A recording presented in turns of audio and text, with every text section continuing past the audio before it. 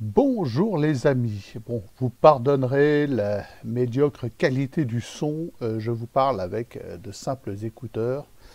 Je ne sais même pas si ce micro fonctionne d'ailleurs. Je n'ai pas pour priorité d'investir dans un micro. J'ai d'abord un pilote automatique électrique à acheter pour le bateau. Voilà, je compte les euros. J'ai mes injecteurs à récupérer prochainement. Alors, les pièces ont été commandées pour les injecteurs. Donc les têtes d'injecteurs, 3 sur 2, 2 sur 3, pardon. Voilà. Et bah, ça arrive. Voilà. Je ne sais pas par quel moyen, par quel transport, sans doute par camion. Je vous tiens au courant. Donc par rapport à ma vidéo d'hier, je ne retire pas un mot de ce que j'ai dit sur cette république. Alors j'assiste à une fuite d'abonnés, comme d'habitude. Voilà, mes paroles sont trop dures, mes paroles vont trop loin, mes paroles sont inacceptables. Et oui, je vous confirme, cette république est d'essence diabolique. Elle a partie liée avec le diable, clairement, évidemment. Je n'ai rien contre un système républicain en soi, mais la nôtre est profondément corrompue et apactisée. Voilà. Elle s'est fondée sur la négation du règne social de notre Seigneur, ni plus ni moins, et elle entérine chaque jour la disparition de l'Église par des actes, par des paroles, par des propos anti-chrétiens. Voilà. Alors notre cher terroriste d'Annecy, lui, assassinait des enfants de 3 ans à 20 mois au couteau en disant c'est au nom de Jésus-Christ. Alors, prenez-moi pour un imbécile, les amis, même si certains ont entendu ces paroles, même si elles ont été enregistrées, voilà, permettez au complotiste champion du monde que je suis d'émettre un énorme doute. Qu'un catholique, qu'un chrétien prenne les armes de manière froide et pas pour du terrorisme de cette nature ignoble, c'est totalement impossible, sauf je vais vous énumérer quelques motivations qui pourraient faire exécuter ce genre de crime épouvantable à un chrétien. Donc la folie totale, voilà, ce dont je doute. Ce type-là n'a pas le profil physique d'un gars émacié, fou et malade mental. La folie totale, MK Ultra, voilà, on en revient à un agent du système qui s'ignore, ou tout simplement ce type est financé, coopté par ce système afin de mettre un clou dans le cercueil du catholicisme, du christianisme. Un de plus, et peut-être un des derniers parce qu'elle est morte, l'Église catholique. Tout simplement, voilà pour moi les trois motivations. Ce barbu au profil de tout sauf chrétien, arborant un kéfier, se disant chrétien, non, laissez-moi rigoler. Voilà. S'il est chrétien, s'il s'est dit chrétien et s'il a attaqué des enfants au nom du Christ, non. Voilà. Les motivations qui peuvent faire qu'un chrétien prend les armes sont la légitime défense, voilà, de sa famille, de ses biens et de sa terre et de son pays. C'est tout. C'est tout. Il n'y avait pas d'autres motivations. Sauf appartenance à des mafias. On nous représente dans des films des mafieux dans des églises, se confessant, se signant, mais voilà, ces gens-là ne sont pas chrétiens, ils sont mafieux. Bon. En matière de terrorisme, il n'y a jusqu'à présent sur la planète que 3 sortes de terroristes ou de personnes aptes au terrorisme. Alors dites-moi si vous en connaissez d'autres, mais jusqu'à présent, ce sont soit les fondamentalistes musulmans, soit les gauchistes Antifa et compagnie, soit dans le feutré les Israélites. Mais des chrétiens terroristes, voilà, c'est une grande nouveauté, ce serait une première. Donc le doute plane.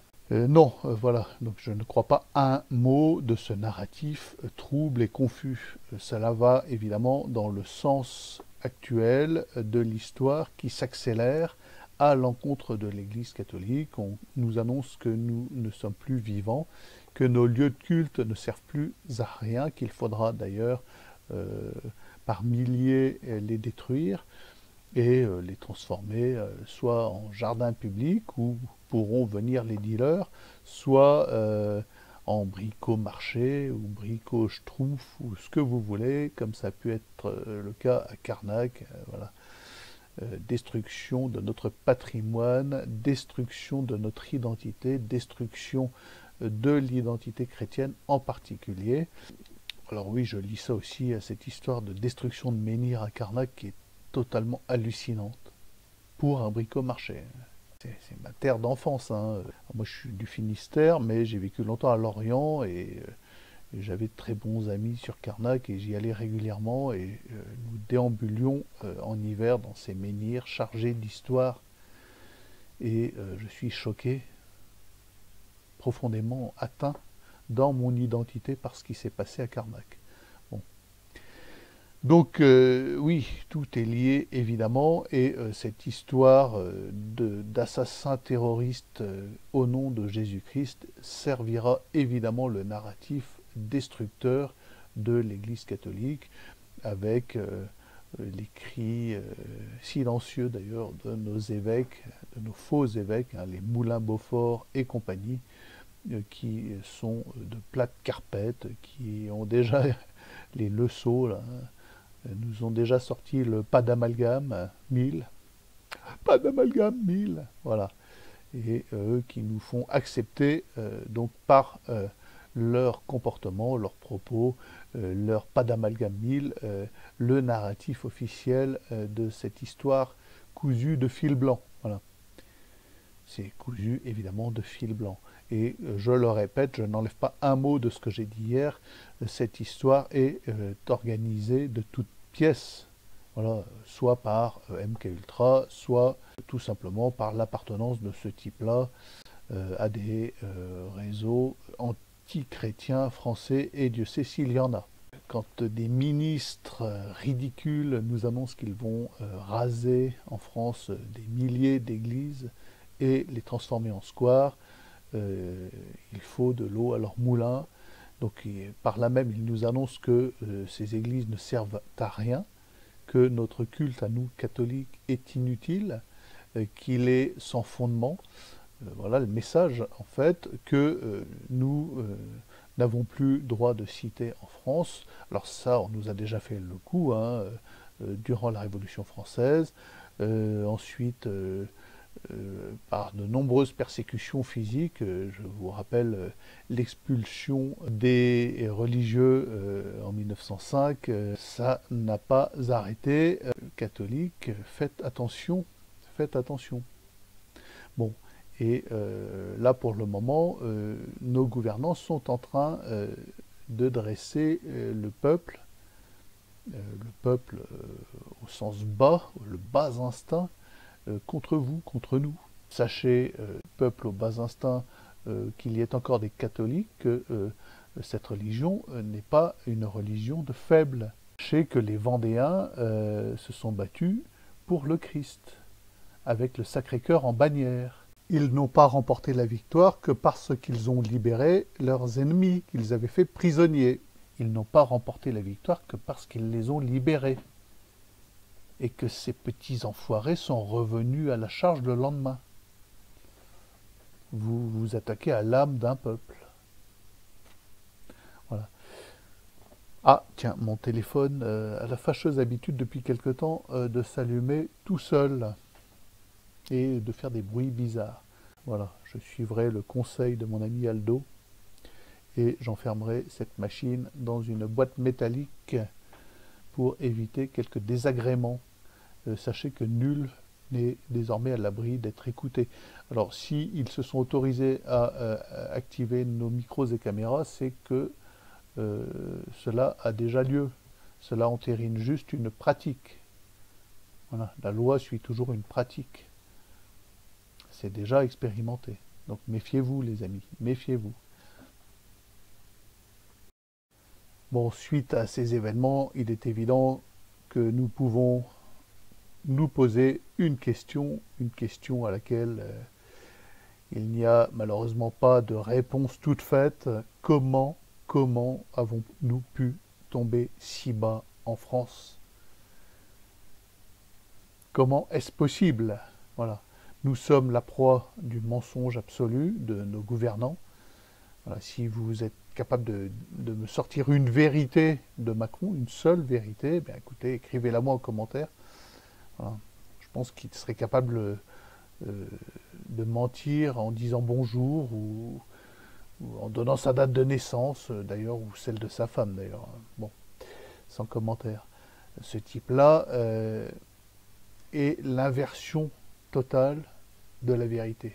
Il l'incarne, lui et son gouvernement, voilà, ce qu'il représente. Comment avons-nous pu tomber si bas dans une telle déchéance en France et assister comme des moutons à l'abattoir au dépeçage en règle complet de notre pays?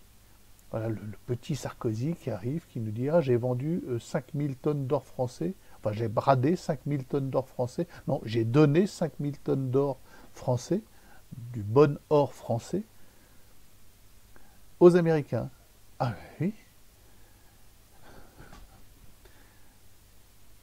Ah, mais j'ai réintégré la France dans l'OTAN. Ah, mais le référendum, ah non, non. Non, non, vous avez mal voté. Comment avons-nous pu tomber si bas? Comment est-il possible que notre pays, que notre nation française si grande, ait pu s'écrouler dans un tel cul de basse-fosse? Comment est-ce possible? En si peu de temps. Bon, heureusement, les choses vont très vite. Voilà. Si j'ai pu dire qu'hier, nous verrons la chute, oui, je pense que nous verrons la chute, mais peut-être aussi, alors si ça peut rassurer quelques-uns de mes abonnés, peut-être aussi verrons-nous le sursaut, le renouveau. C'est un mot à la mode, le renouveau. Voilà. Le renouveau catholique de la France. Voilà. Il n'y a pas d'espoir, pas de possibilité de sortir la France de l'ornière dans laquelle elle est sans la religion catholique. Bon, je vous rappelle que ces livres vous attendent. Voilà, ceux-là, ils sont encore emballés. Plus loin est encore l'horizon, c'est encore l'horizon et vous attend plusieurs romans, des nouvelles, certaines traitant de menhir d'ailleurs. Je vous enjoins à aller sur le blog La Carte Postale Littéraire, d'une part parce que c'est mon gagne-pain, d'autre part parce que ça soutient la chaîne et d'autre part parce que ça permet au petit voilier de poursuivre son aventure.